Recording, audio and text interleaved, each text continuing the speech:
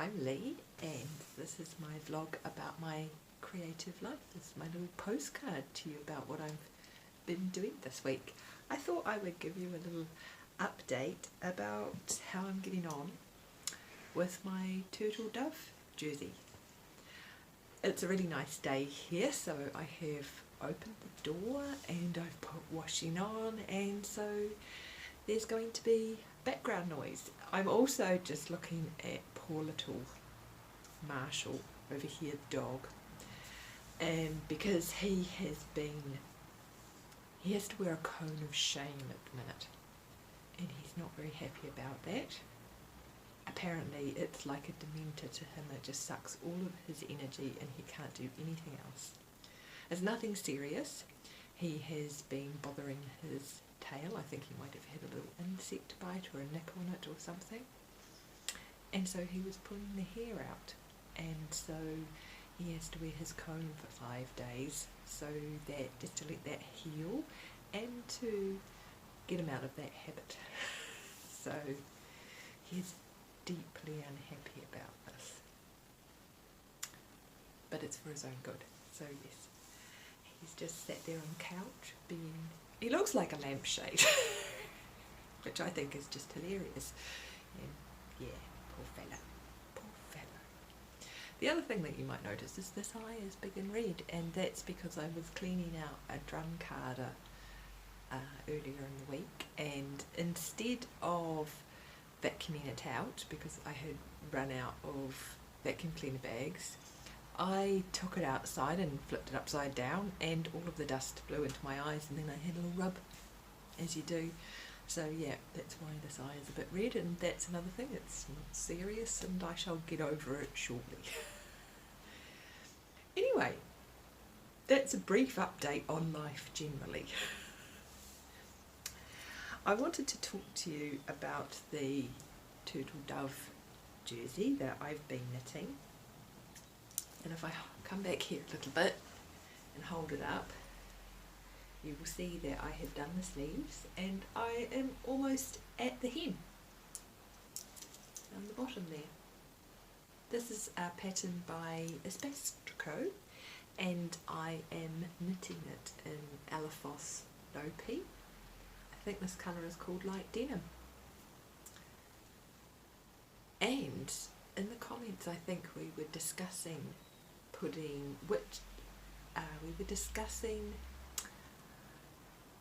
putting names on ball bands, and of course this is an Icelandic yarn, and I think it would be fun if they put the names on the ball bands in Icelandic, and you could look it up. You could whip it into a translate program and work it out. It would just be, yeah, fun. I like the little function on Google that actually says words out loud so you can hear how it's pronounced. My pronunciation is still usually pretty bad, but I just think, you know, it evokes a curiosity in learning, doesn't it? So that's always good fun. Anyway, I think it's called light denim. I've got the ball band over here. Oh, excuse me, that was a close-up. So the colour is 0008.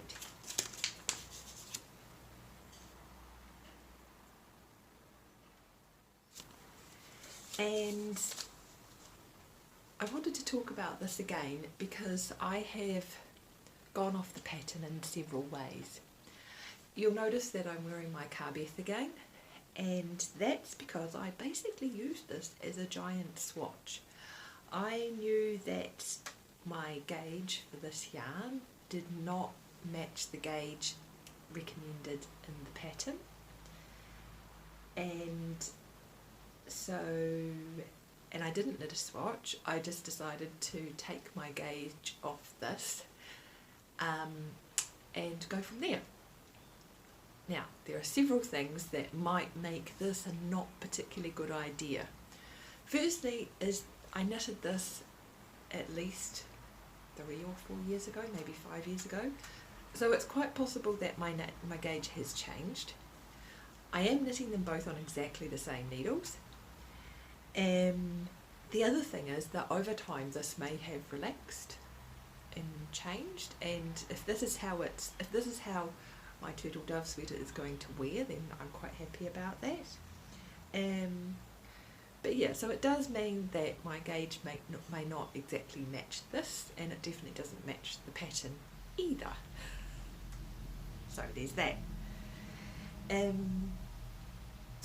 But I have tried it on, and it transpires. The body is very wide on this jumper, but the sleeves are actually a little tighter. I would say there's zero ease. It's not that they're super tight, there's just no ease, especially if you have a long sleeve top underneath, which is not my preference, but if they do relax over time and loosen, because the number of stitches I used for the sleeves are the same as they are on cover, and that definitely has positive ease. So I don't know, maybe my gauge has changed, maybe I need to recheck the gauge and just see what happens after I wash it. That might affect things, and maybe over time it will loosen up as well, because it is a very lightly spun yarn. Anyway, it's not uncomfortable, and clearly I'm not interested in ripping back and doing it again. I could live with it, so that's fine. I don't think it's going to stop me from wearing it in the way that I want, so I'm just sticking with that, and we'll see what happens.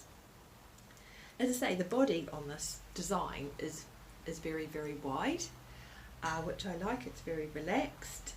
I'm doing the version that has a ribbed hem, because I don't like a rolled hem, as I discussed previously. So I think I'm nearly up to the point where I'm going to start the ribbing, and it's longer at the back than it is the front. I also, on a few occasions, whilst knitting this incredibly simple and well written pattern, I have gone wrong. And the most recent thing I realise I have gone wrong with is actually the ribbing. It's supposed to be twisted rib, and I completely ignored the bit that said knit through back of loop and just knitted. And I didn't notice it until I was reading the instructions for the hem. And so I haven't twisted any of the rib, and I'm not bothered. It's just not going to have that detail. I think it would be nice if it did, and it would probably, I think the ribbing would have been less plump and maybe a little more rigid. I don't mind. I'm happy with it the way that it is. So if you are looking at this pattern and thinking that it looks a bit different from what I'm knitting, that's because it is. So yeah, that's me with the turtle dove. I haven't used nearly as much yarn as I don't think I'm going to use nearly as much yarn as I thought I was going to. So I'm probably going to have, I've currently got 4 balls left over, which is pointless telling you that because I've forgotten how many balls I ordered. It might have, I don't think I would have ordered 10. Anyway, and if you make it, you'll clearly make it in a different size, so that doesn't really matter. But potentially I'm going to have a significant amount left over. I'm not sure what I would do with that yarn. I may just sell it or give it away or find a new home for it. So yeah, that's my turtle dove sweater. I hope to model it for you very soon. I thought while I was sat here as well, I would give you a little update about my seedlings, because I had a little bit of a fail with those. I'll stop fluffing about. I had a little bit of fail with my gardening exploits. I had put some of my seedlings outside in the greenhouse because they get more light there, so they don't end up with long skinny stems where they've gone looking for daylight. And I think too that they are hardier if they go out early. But we had a frost, and particularly the nasturtiums took that very, very hard. And I came out and I had lots of little dead heads. And I did wonder if they were going to come back or not, and they did. But anyway, I'll turn you around and I'll show you what's happened. I didn't put everything out. Let me show you. So these are the nasturtiums, and as you can see, they died right back after they were frosted on in the greenhouse. So I brought them back inside here and was really excited to see that they came away again. So I'm hoping that that means that they had a nice strong root system. And they, apart from this one over here, they're not as long and spindly and leggy as they had been the first time round. So perhaps this means I will get a stronger plant. I hadn't put, these are sunflowers, and as you can see they have grown long and spindly. This is the problem, I'm impatient and I start things a little bit too early. Now I did wonder if I pinch these long skinny ones back, if they'll do what the nasturtiums did and come back again. I'm not sure that will work because sunflowers usually only have one stem, and so as I say, I'm not sure that that's actually a good idea, but I'm going to try it. So this one is looking a bit weak, so I'm just going to pinch that out and do an experiment. And there is one over here that is also looking very sorry for itself. So I'm going to try that one as well and just see what happens. If it will grow, if there's enough of a root system and if the seed is predisposed to grow 2 stems. Now these are foxgloves. They haven't been outside, and they've just been, because they came on a little bit later. Turn that one round. And I've just been letting them grow in clumps in there. As I said last time, I'm not going to thin these out. The other thing I did put outside was the calendula, and they didn't come back nearly so hard. They didn't die back nearly so hard, but I did bring them back inside because the